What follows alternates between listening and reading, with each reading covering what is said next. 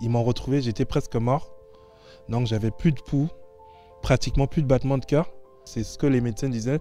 Le temps joue contre nous, madame. On ne peut pas le laisser parce que sinon cet après-midi, c'est fini pour lui, il va mourir. Madame, voilà, depuis plusieurs semaines, nous nous battons. Rien ne s'améliore. Ça va être compliqué qu'il se réveille. Et même s'il se réveille, c'est fort probable qu'il devienne qu'un légume. Un matin, les médecins arrivent vers moi. Ils me disent « Mais monsieur, il y a un truc qui se passe. » Je dis « Quoi ?» Ils me disent « Non, vos reins se sont remis à refonctionner. Tous les jours, vous récupérez vos fonctions rénales. » Et donc, moi, je leur ai dit tout de suite que ben, c'est un miracle, c'est un miracle. Et je me suis levé, j'ai commencé à marcher dans le service. Tout le personnel était très étonné. Pour eux, ce n'était pas possible. Moi, les médecins m'avaient condamné. La médecine avait dit que j'allais passer 1 an, 6 mois, 1 an de rééducation. Je n'ai pas passé un seul jour de rééducation par miracle.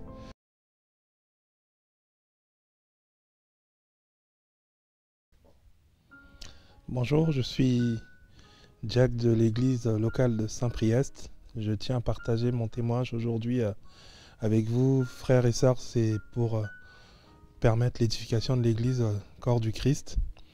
Donc, je suis né dans une famille chrétienne en 82, chrétienne évangélique. Donc, j'ai grandi dans ce milieu. J'ai eu un parcours d'adolescent avec la parole de Dieu jusque dans ma vie de jeune homme où j'ai commencé à m'endurcir un peu parce que j'ai vu autour de moi des gens avec une attitude qui ne glorifiait pas le Seigneur. Et à cette époque, je n'avais pas compris que le salut était personnel. Donc du coup, je me suis basé sur ça pour m'endurcir et pour m'éloigner un peu de Dieu. Et jusqu'à ce qu'en 2021, donc dans la nuit du 7 au 8 avril 2021, j'ai été admis aux urgences parce que je ne me sentais pas bien depuis quelques jours. Donc à mon arrivée aux urgences, j'ai été reçu par un infirmier. Donc il m'a pris ma saturation, la tension et la température, qui me dit après, monsieur, pour moi vous n'avez rien, rentrez chez vous et prenez du Doliprane. C'est là où je lui ai dit, mais monsieur, moi je viens quand même de loin, j'ai fait des bornes pour être là, la moindre des choses c'est quand même de faire une prise de sang pour voir ce qui ne va pas, pourquoi je suis autant fatigué. Il m'a dit clairement et fermement qu'il n'avait pas le temps pour ça et qu'ils avaient des cas de Covid et d'autres cas beaucoup plus graves que moi. Donc, il fallait que je rentre. Et comme par miracle, j'ai aperçu un professeur en médecine, donc qui soignait mon père à l'époque, que j'ai interpellé, qui m'a reconnu. Donc, il est venu vers moi, qui me demande monsieur, qu'est-ce qui ne va pas? Je lui ai dit, ben, je ne me sens pas bien depuis quelques jours. J'ai vu mon médecin le lundi et ça ne va toujours pas. Là, je viens là pour ça. Et je lui ai expliqué un peu qu'on m'a demandé de rentrer chez moi. C'est là où ce professeur en médecine dit, mais qui vous a dit ça? Donc, il a cherché à savoir qui m'avait dit de demander de rentrer chez moi. Donc, il a appelé un autre infirmier. Il lui a dit, je connais très bien ce jeune homme. Faites-lui une prise de sang et un test Covid parce que je n'ai pas envie qu'on passe à côté de quoi que ce soit. Donc peu de temps après, les résultats tombent. Positif au Covid-19, grave inflammation dans le sang et diabète foudroyant. Donc sur le coup, c'était ma femme qui m'avait accompagné aux urgences. Donc le professeur va vers elle et lui dit, madame, rentrez chez vous, nous allons le garder ici pour pouvoir stabiliser le diabète parce que c'est un diabète foudroyant. Donc ma femme rentre à la maison et moi je suis resté aux urgences dans le hall jusqu'au lendemain où on m'a transféré dans une chambre. Et le surlendemain, j'étais transféré à Lyon Sud par faute de place. Et comme là-bas, ils ont un service qui s'occupe vraiment du diabète, j'ai été transféré dans ce service pour que le diabète soit stabilisé et que par la suite, je rentre chez moi pour traiter le Covid. Donc arrivé là-bas, c'était le 10. Donc je suis arrivé aux urgences à l'hôpital Lyon Sud le 10 et dans la soirée, ils sont venus me voir pour me dire que je commençais à désaturer, qu'ils sont obligés de me mettre sous oxygène.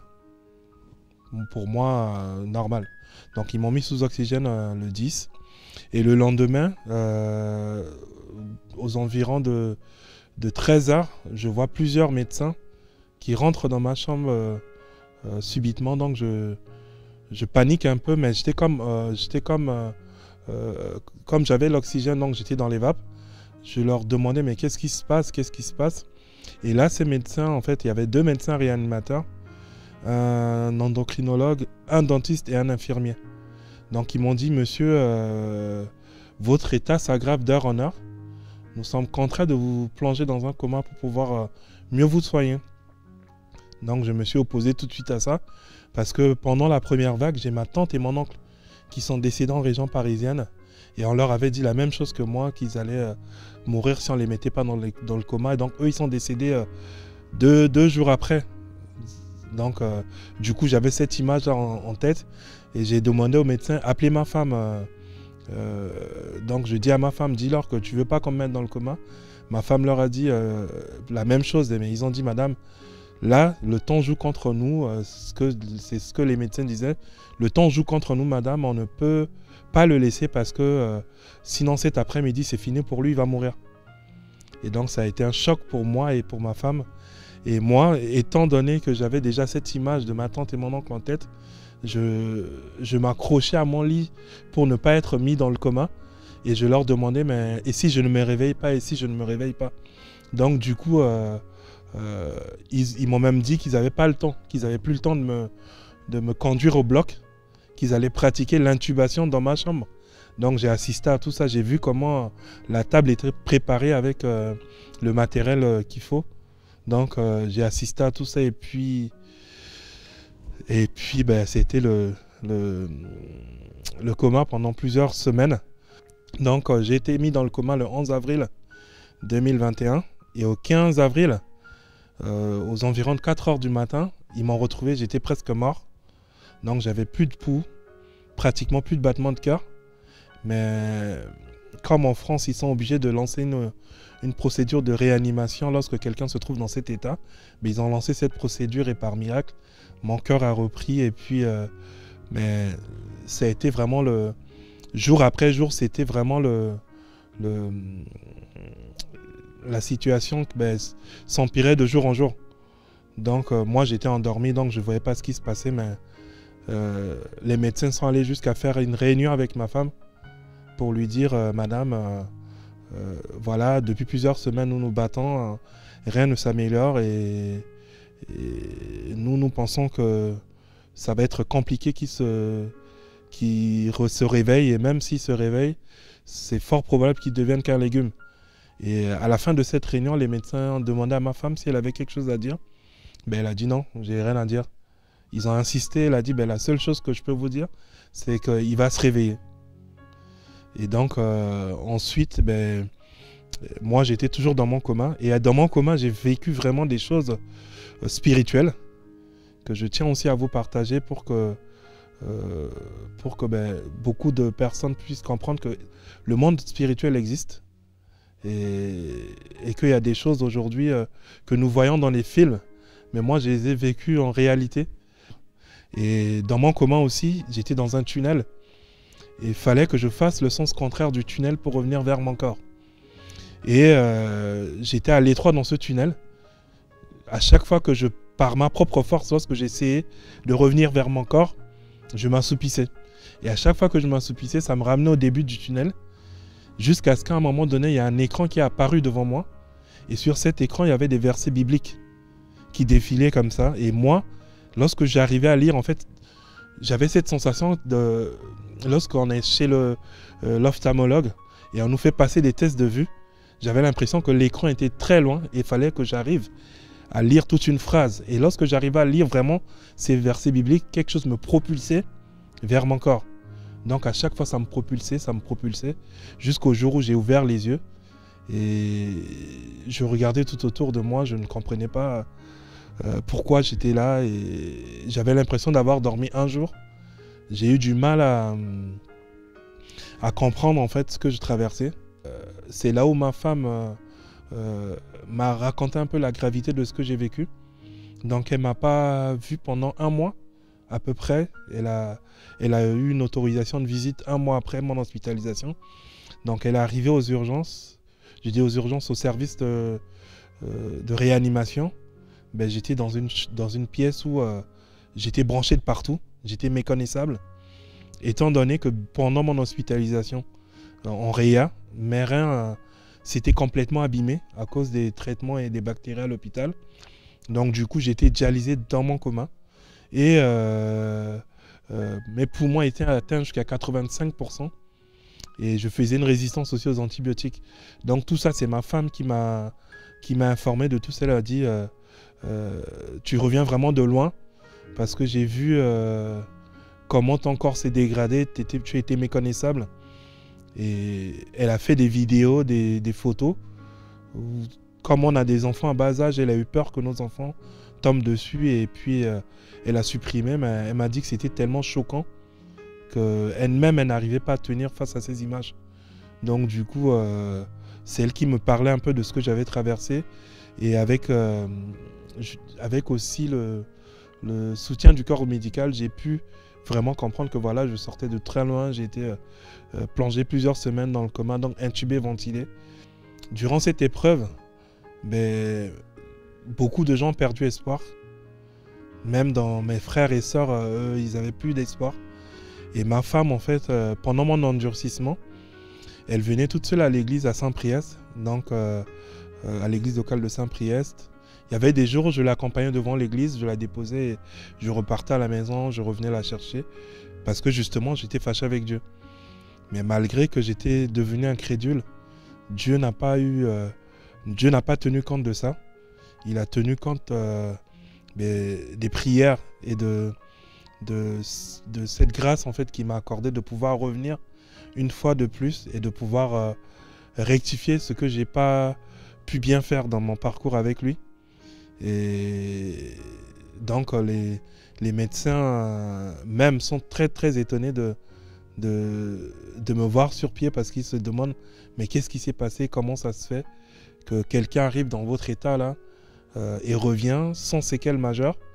Donc ça a été vraiment une rencontre particulière avec Dieu, et je tiens aujourd'hui à témoigner aussi ce que l'Église a fait pour moi.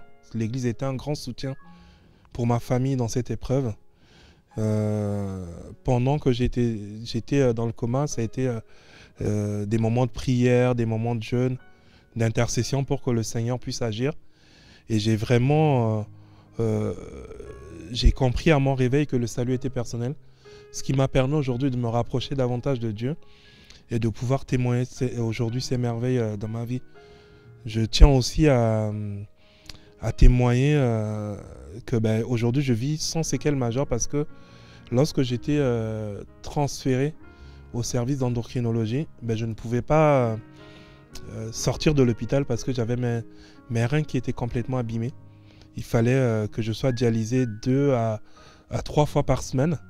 Et donc aucun centre de rééducation ne voulait me prendre parce que je ne marchais pas à l'époque et mes reins étaient abîmés. Donc du coup j'étais sur une liste d'attente pour aller à Henri Gabriel qui est à Saint-Genis-Laval. Mais malheureusement l'attente était tellement longue que j'ai même commencé à perdre espoir, jusqu'au jour où le pasteur de l'église locale de Saint-Priest m'a téléphoné. Et je lui ai partagé mes inquiétudes en lui expliquant vraiment ce que je traversais à l'hôpital. Et je lui ai dit, voilà, pasteur, j'ai vraiment envie de sortir d'ici, mais c'est pas possible. Parce que les médecins me disent qu'aucun centre de rééducation ne veut me prendre, parce que mes reins ne fonctionnent pas, parce que je ne marche pas, je suis un patient lourd. Et il m'a écouté, il m'a demandé si je l'autorisais à prier avec moi. Je lui ai dit, oui, je vous autorise, pasteur. Il a prié avec moi. Et la même semaine, j'ai vraiment vu la main de Dieu agir, parce qu'on me faisait des prises de sang matin et soir. Donc, un matin, les médecins arrivent vers moi, ils me disent « Mais monsieur, il y a un truc qui se passe. » Je dis « Quoi ?» Ils me disent « Non, vos reins se sont remis à refonctionner. Tous les jours, vous récupérez vos fonctions rénales. » Et donc, moi, je leur ai dit tout de suite que c'est un miracle, c'est un miracle. Et la même semaine, je me suis levé, j'ai marché, alors que moi qui étais comme une grosse pierre qui ne pouvait pas bouger. La même semaine, j'ai pu me lever de mon lit, j'ai pu prendre mon bain tout seul, et je me suis levé, j'ai commencé à marcher dans le service. Tout le personnel était très étonné, parce que pour eux, c'était pas possible que quelqu'un qui ait passé autant de temps dans le coma. Au total, j'ai fait 7 semaines en réa, intubé, ventilé. Pour eux, ce n'était pas possible. Donc du coup, je me suis levé cette même semaine, j'ai marché. Et au lieu de passer par la case de rééducation, j'ai quitté l'hôpital pour mon domicile sur mes jambes. Donc j'ai marché de ma chambre à la voiture de ma femme parce que ma femme, dans la détresse, lorsqu'elle sortait de cette réunion, justement avec les médecins réanimateurs, des infirmières ont voulu, des aides-soignantes ont voulu lui rendre mes affaires. En disant, voilà madame, nous vous rendons ces affaires. Et elle a eu cette réaction, elle a dit, mais pourquoi vous me rendez ces affaires? Il est encore là, il aura besoin de ces affaires lorsqu'il va se réveiller. Et pour le personnel, ma femme était dans un déni parce que mon état ne permettait pas d'avoir de l'espoir, mais elle avait de l'espoir. Donc du coup, elle a dit à cette dame que c'est moi qui l'ai conduit aux urgences sur ses jambes et c'est sur ses jambes qu'il sortira de cet hôpital. Et donc effectivement, ce que ma femme avait prophétisé s'est réalisé. Je me suis levé de l'hôpital, j'ai marché de ma chambre à sa voiture et c'est sa voiture qui m'a ramené à la maison. Ça n'a même pas été une ambulance ni quoi que ce soit. Donc vraiment, j'ai vécu les merveilles de Dieu dans ma vie. Aujourd'hui, j'ai repris le travail à temps plein depuis le mois de janvier de cette année.